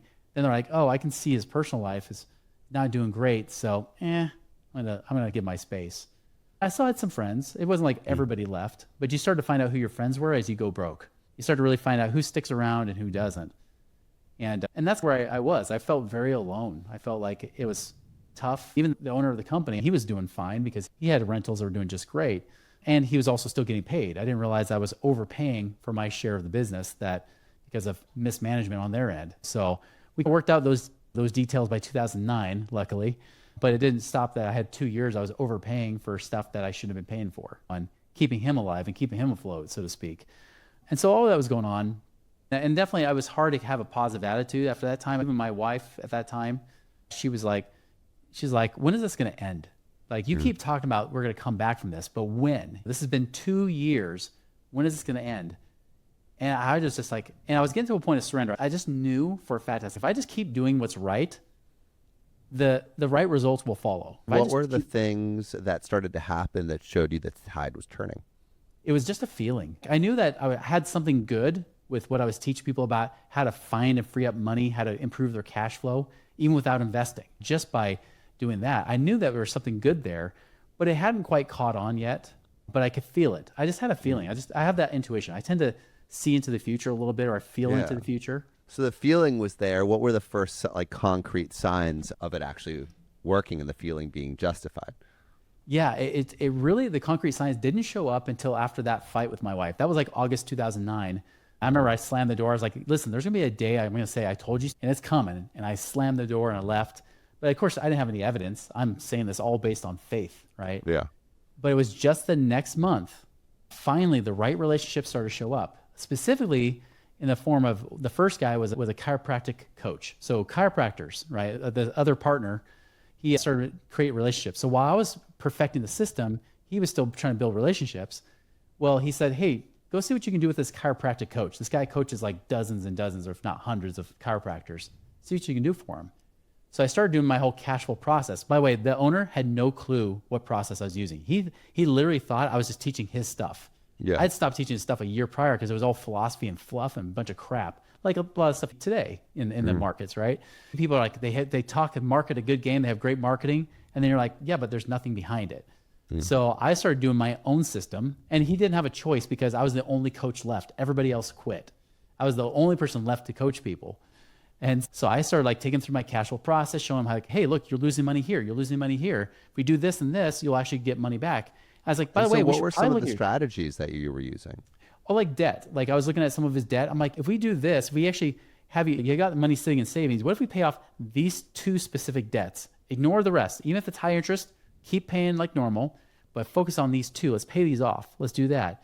Hey, by the way, start tracking your money because it looks like you're spending money overly and like eating out or doing this kind of stuff. Or did you realize you're spending this much over here? No, I wasn't.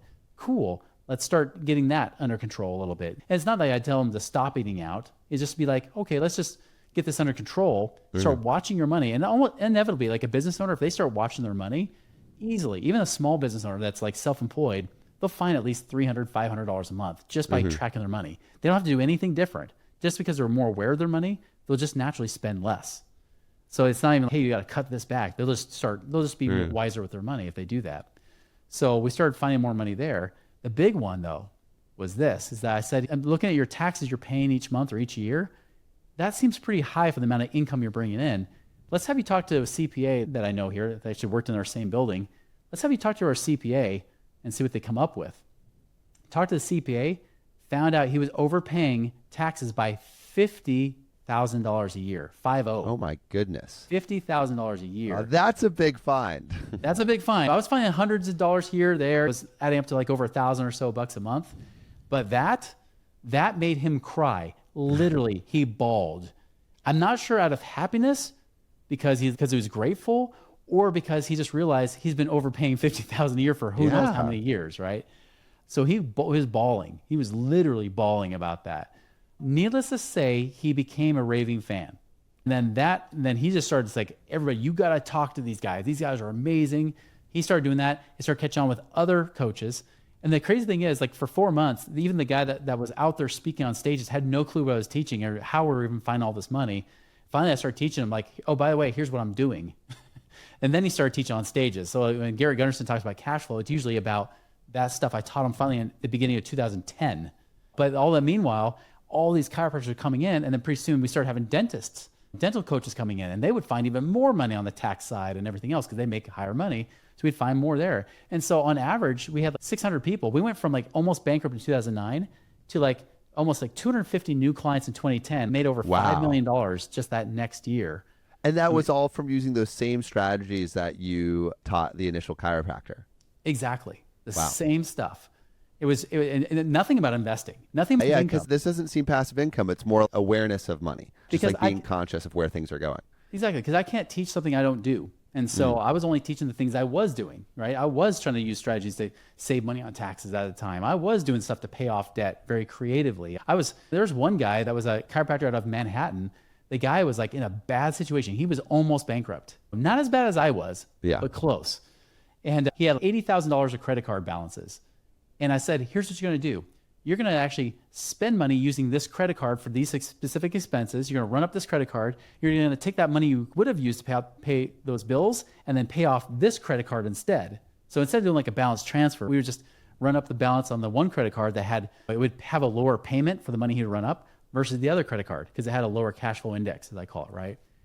And he's, wait a minute. And I was like, yeah, you do this, you'll free up $1,400 a month. He's like, you're just moving money around. This is crap. You're just telling me to move money around. I was like, and I because he was from Manhattan, I realized I'm from Oregon originally, so I'm not the kind of guy to be really blunt and rude. I'm more chill.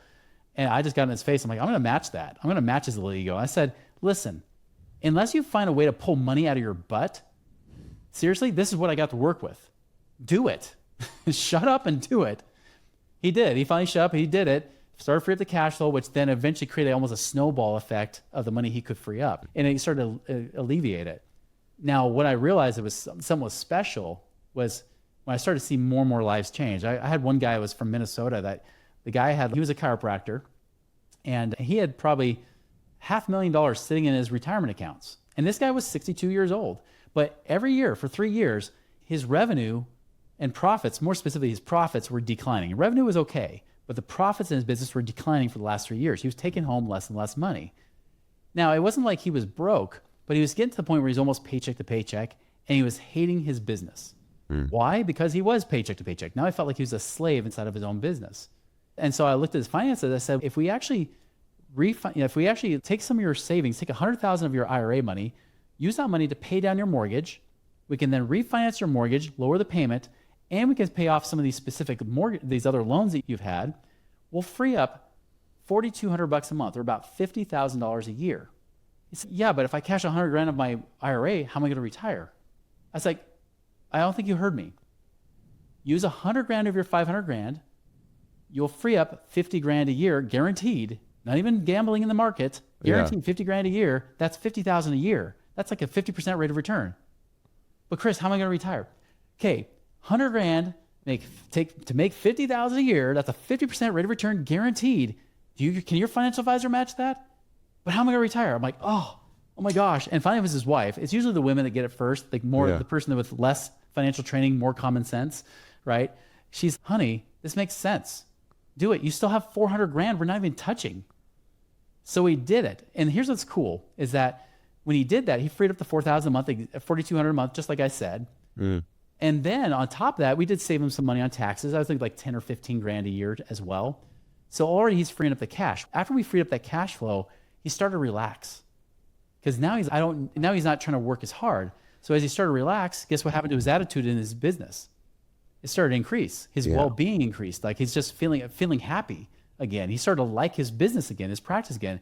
And his patient conversion ratios increased as well, to the point where he started making an extra 25 to 30,000 a year, doing nothing more. No more new patient, no more higher number of patients coming through. It was just he was closing more patients to become new patients because he was happier. And so as a result, that 100 grand really turned into over 80 grand a year for him by the end of that year. Wow. There's no financial advisor. Financial advisor, they get you 10%. You're feeling pretty happy. You're like, yay, I made 10 grand from that. Yeah. He made 80 grand, and that's money that keeps coming back year after year. And that's not including having to invest with it. And so that's when I realized, like, we're blessing lives big time. Like, we're really helping people. There's And even so one how did couple you there in start North- to create structure around like these things that you were doing and expand? Because this seems like the beginning of Money Ripples and everything that you would be doing with that. So how did you start to invest more in the expansion of that idea? Exactly. So it was proven time and time again. I think there was well over 600 clients that we had worked with just in those few years. There's mass amounts of people. We did realize definitely the business owners got the best bang for their buck when they worked with us, because taxes were a big deal, of course, but also they usually would have more money to work with too. But when it came to investing, we didn't really have a good answer for that. And partly because I didn't have a good answer, because I was just trying to dig out of a debt hole still. I was trying to rebuild to get myself to the point where I'm out of the rat race. It kind of came to a head. Things were slowing down in that business. There was more of a slowdown. The partner and I weren't seeing eye to eye. And so eventually I got to the point where him and the other CEOs just said, or the COO said, you know what? Here's your termination letter. You're out. So now, funny enough, just the month before, I was feeling impressed. Again, that intuition was saying, you need to do something more than this. There's got to be something more. And almost going back to what worked in the beginning, right? Like, what were those principles? Because we started getting very strategy heavy, because that was the sexy stuff. I was like, yeah, but the initial principles of like abundance mindset versus scarcity mindset, like those kind of things, that's the stuff that really got understanding these financial principles better when we did learn them. And so anyways, I was already starting to try to teach stuff, and I was trying to do that to almost drum up more business for that company. By the way, my intention was to really buy that company. Like, I was going to take over, and not even buy it and or take over. I was already promised I was going to get ownership and interest in it more by that point. Although they weren't fulfilling on that promise, that was also adding to some of the discontent. But at the same time, I figured I would actually take over that founder's job. I was like, I can see this guy's going to burn out probably next 5 to 10 years. Just as a little sneak peek, he actually eventually sold off his ownership in 2018, about 6 years later, just like I predicted. So anyways, so I was like, I was already feeling something. And I remember thinking, you know what, maybe I'll just create another extra branch that will help drive more leads, doing my own thing, because I felt like I should be doing more than just coaching. I should be out there speaking and teaching and doing stuff. And I couldn't quite come up with a name for that kind of business or marketing type thing. And finally, I was out for a run, because now I'm a marathoner. Too many runs for business ideas and you become a marathoner. And so I was out for a run, and I was thinking, okay, I can't come up with a name. I was trying to come up with something like cash flow, passive income, or whatever. And finally, I just said, you know what? What's my vision? And I thought about not just that other guy I mentioned that was from Minnesota, but even like a couple in North Dakota that we freed up $6,000 a month. And then that $6,000, they bought a four-wheeler. But it wasn't like they blew the money. That four-wheeler was also giving him permission to take weekends off to be with his family. And his wife said, you understand, like, that four-wheeler represents to us something much more than just a four-wheeler. It's evidence that we got our husband back, or my kids got their father back, and I got my husband back. Like, we literally have him. And she's like almost in tears telling me that story. And I thought about that. What does that do for him and his family? And what about the kids? And what kind of legacy did that create for the kids? And what does that create for the community? If they're more financially prosperous, now there's more money to go around the community. Now they're in a better position to help more people. What does that do across not just their community, but the state of Minnesota, or North Dakota, where they were, or even across the country, or even across the world? And I thought about that ripple effect. And that's when the name Money Ripples popped in my head.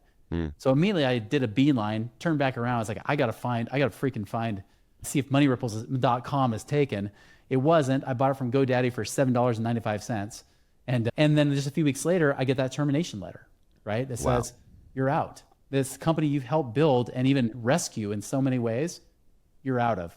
They gave me a little severance of $1,000, which really that's kind of ridiculous. pissed me off. Yeah.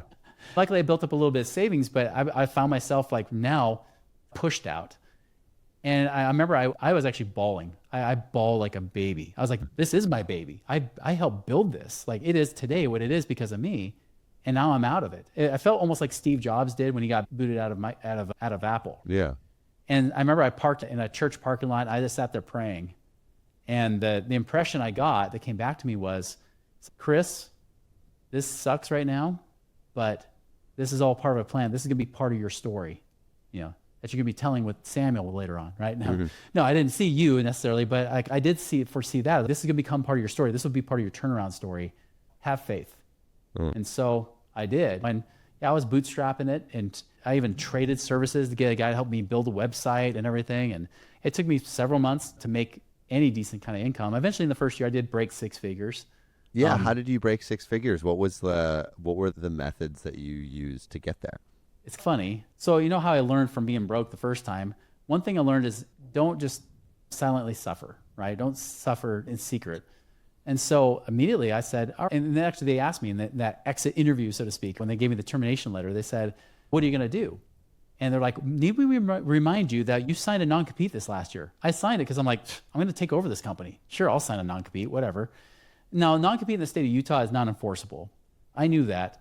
But I was like, you know what? I'm going to be a person of my word. And I also told him, like, yes, and I told you verbally you can use all my stuff. So yes, you can use my stuff. And by the way, I already knew in my mind, I was already evolving it to something better. But I was like, yeah, cool, use that stuff. It's going to be old pretty soon. It's going to be outdated. And then I said, what are you going to do? I said, I'll probably just keep teaching the stuff that I'm letting you use. I'll teach the cash flow stuff. And I'll probably do this stuff with like infinite banking, using life insurance as a savings and whatnot. I'll probably keep doing that. They're like, okay. And now their next fear is with which markets, because they don't want me to steal. They're afraid I'm going to steal all their clients because I was the one coaching them all. Yeah. I said, don't worry. I'm not going to touch you. I'm not going to pee in your playground. I'm going to leave it alone.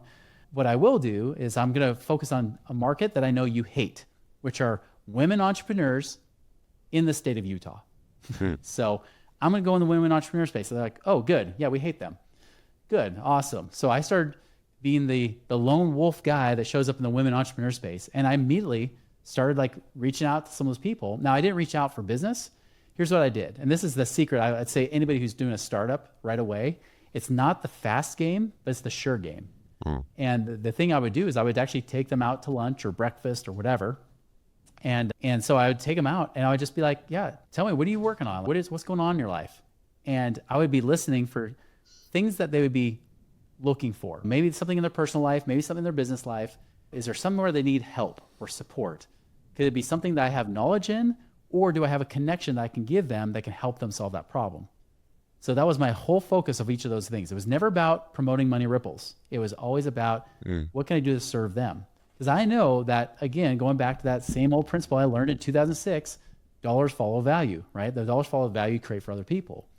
And so I would do that. And I would specifically, of course, ask out people that were centers of influence in that women entrepreneur space. So the cool thing is I would do that. And they're like, after an hour or two, they're like, wait a minute, what about you? I'm like, don't worry about me. Yeah, but what are you up to? I'm like, I got my company Money Ripples, teach about cash flow and stuff, but let's go back to you. So I would push it back to them again. It would piss them off sometimes.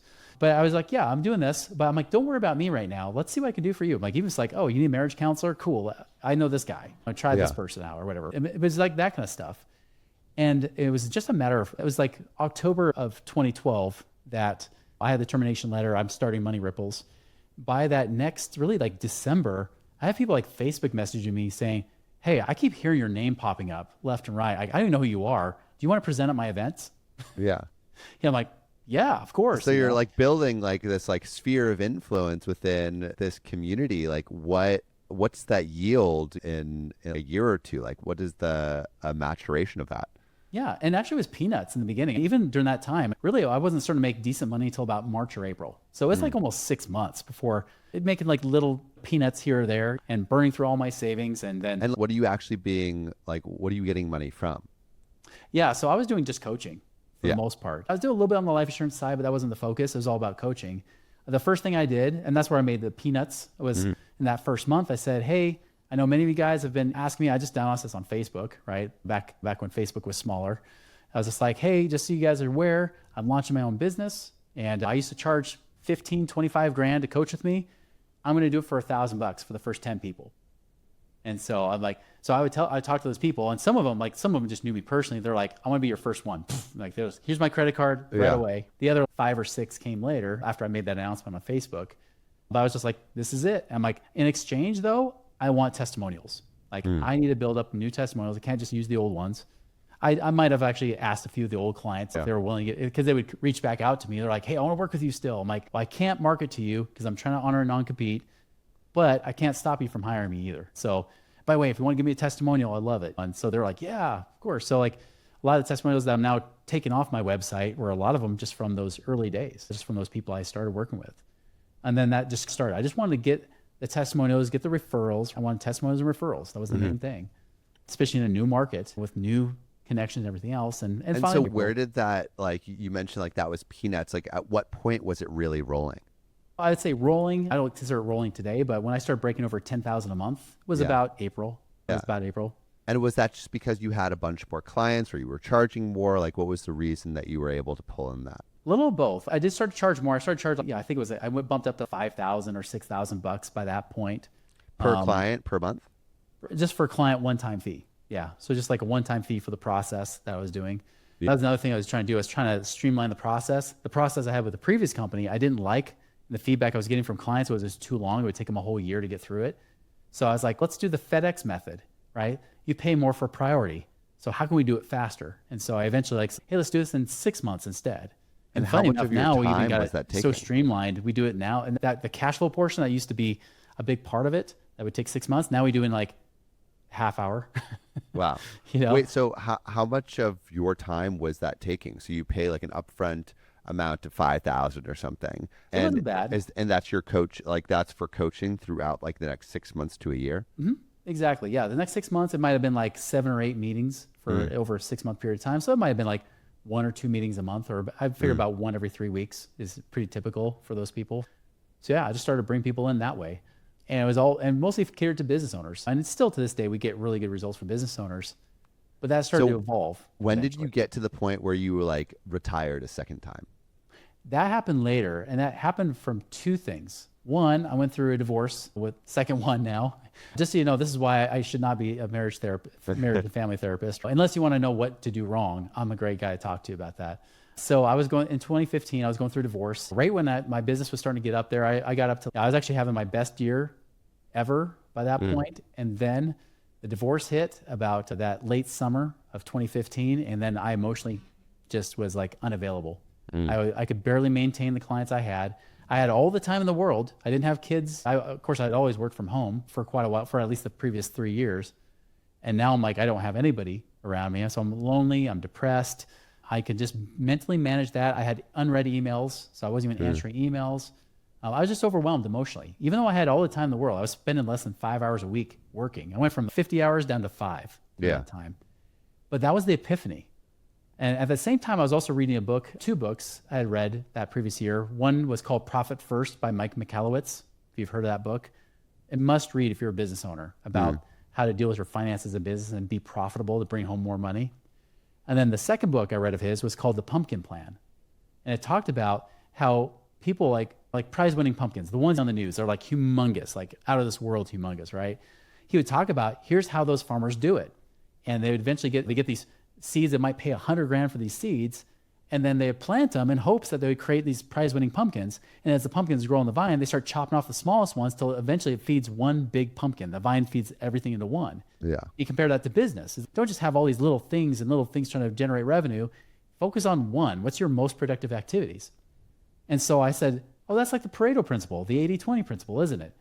Usually your top 20% of clients gives you the 80% of your revenue, plus your happiness, by the way. And then the bottom 80% of your clients usually only give you 20% of the revenue. So I said, what if I did the Pareto's principle on the Pareto's principle? What if I took the top 20% of the top 20%, which is your top 4% that gives you the 96% of your revenue?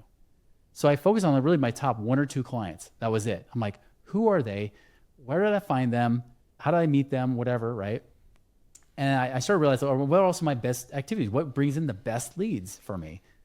And I realized like I wasn't happy in my business either. I was just taking on anybody who would be willing to pay me, especially if I knew I can get them at least halfway decent results. And at that point, I was like, screw that. No, I want to bring on people that are happy, to work with me and I'm happy to work with them. People I actually really want to work with, not be like, oh boy, one of these calls over again. Like, how close are we to those 7 or 8 meetings? And so then you're doing something wrong. And so I hyper focused on them, realized all the networking I was doing and all the stuff I was wasting time on was a big waste. Even live stage speaking and things like that. Most of my stage speaking and presenting to groups was a complete waste of time. And so I was like, I'm going to focus on just the right stuff, and I'm going to focus on my podcast, because my Money Ripples podcast, I've actually now in my 11th season of my podcast, I was doing that. And my best leads were coming from my podcast or be on interviews like with you. Yeah. So I cut out everything, but pretty much that. So my time in my business still was right around 5 hours a week. But then all of a sudden my revenue started to shift and change. My revenue doubled that next year in 2016. Wow. And my profits, like actually 8 times, octuple. Really? This is the right word for it, right? What was your profit in 2016? 2016, I think the profit was like, oh geez, what was it? It was up around like 200 grand or something like that. Wow. So it was much, much better. Yeah. So not only did I beat the revenue year, which was not supposed to work, by the way, because in 2015, I had actually done 6 live events of my own, 3-day workshops. And they would exhaust me to death because I'd get some guest speakers, but I was doing the majority of the training. Well, and then going into 2016, the business coach I had hired said, now you need to double that. So you not need to do 6 a year, you need to do 12 a year, 1 a month. And I was like, that is going to destroy That's too me. much. Yeah. It's too much. And so I said, I'm going to do the opposite. I started going more with my intuition. I started following that again because my gut's usually right. And my intuition said, nah, do less. So I said, I'm going to do not double, I'm going to do half this year. So I did 3 that next year and still double the revenue, octuple my profits, probably because I was doing less events, and some events are profitable, some aren't. And so I'm like, this is awesome. Eventually I started doing 2 events a year. I'm like, this is even better. And I only want to invite people, instead of trying to put butts in seats, I only want to invite people that I want to be there. So I stopped trying to market to the masses. I was like, I'm just going to market to the right people, the people that I want, just like these top 1 or 2 clients. And even when I was doing interviews and doing my own podcast and recording, I would picture that client in my head, like I was talking to them only. Yeah, you had the avatar of that like top 20% of that top 20% and continued to drill down on that person. So I guess after doing that for a couple of years, like how did it lead, I guess, closer to where you are today? Like how is that your business structured, and what are like the strategies that you think you have in place today that have led to the success?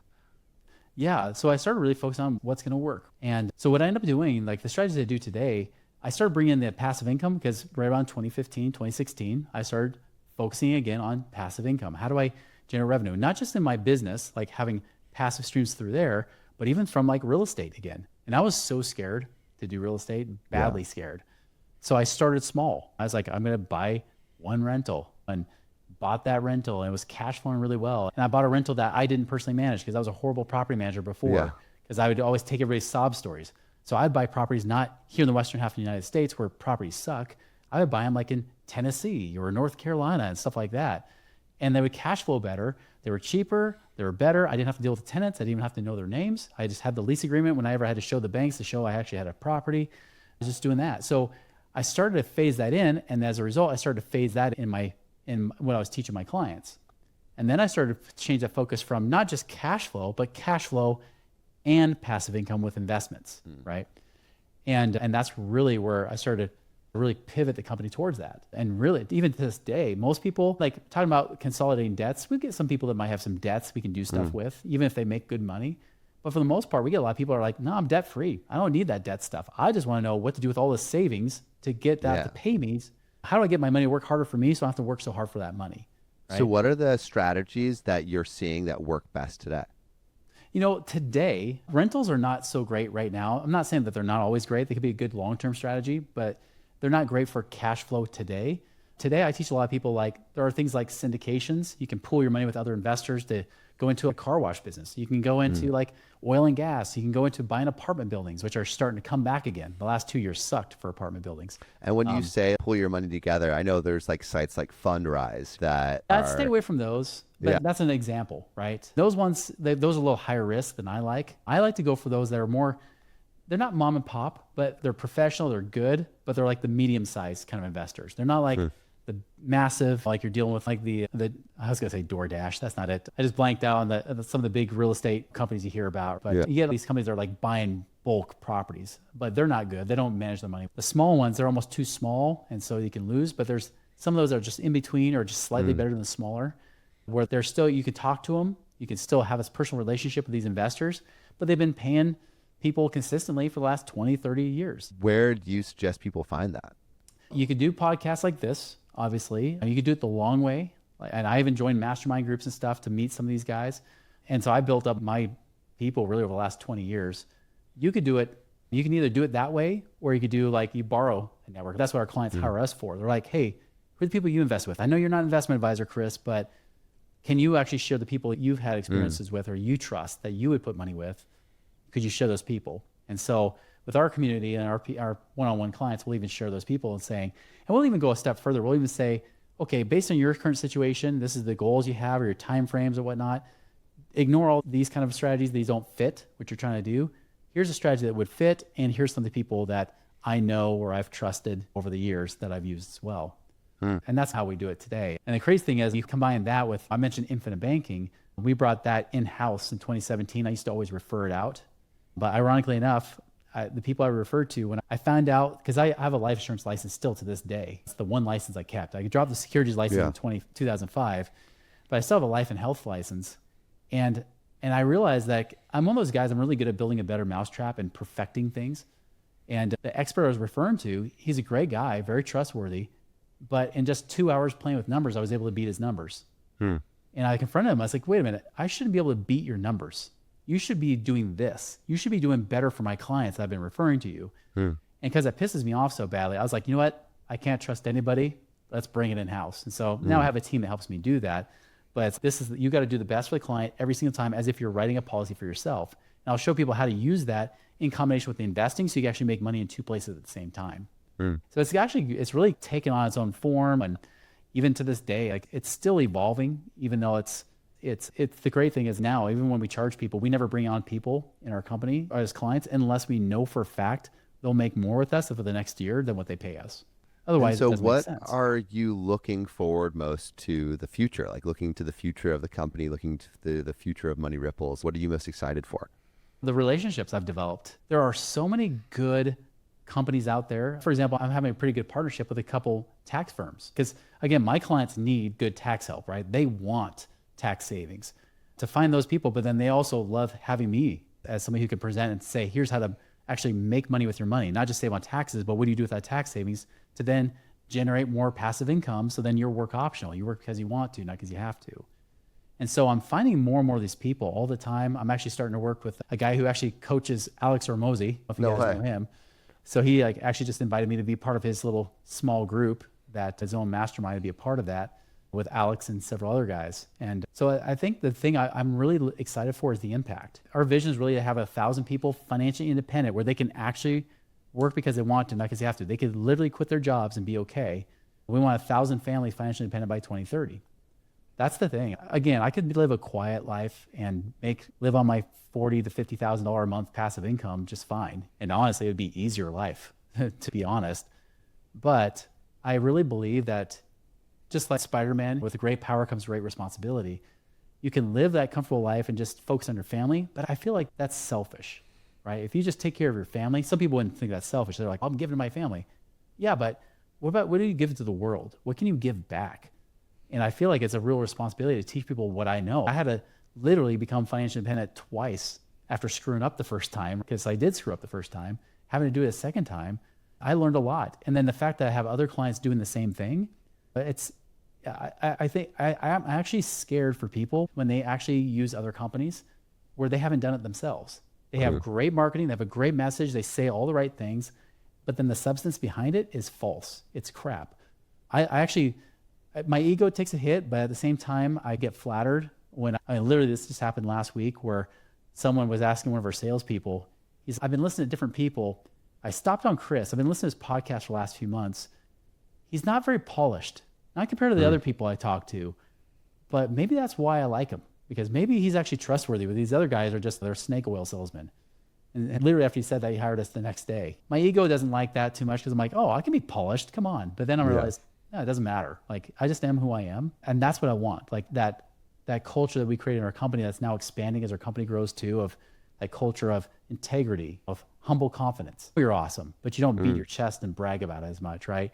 You're always developing. We always have this growth. Growth is a really big, one of our core values, as well as service, being service minded and always focusing on them. And that's the thing I'm excited about, is just seeing that growth, seeing my team grow and the people I can help within the team and how their lives are blessed as we hire more people. And then also how our clients are blessed too along the way. It's the kind of perfect legacy that I want to leave. Just so people know, what is like the list of services that you're offering today to like prospective clients? Really just two things: cash flow and passive income, like one-on-one consulting of how to do that kind of stuff.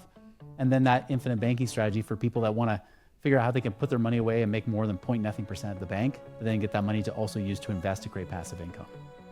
And that's Awesome. it. Everything else is my opinion in business. And this is debatable. I might change my opinion, but I believe that if you can't be the best at something, then don't do that business. Refer to somebody else and get paid the referral fee or whatever you might be, right?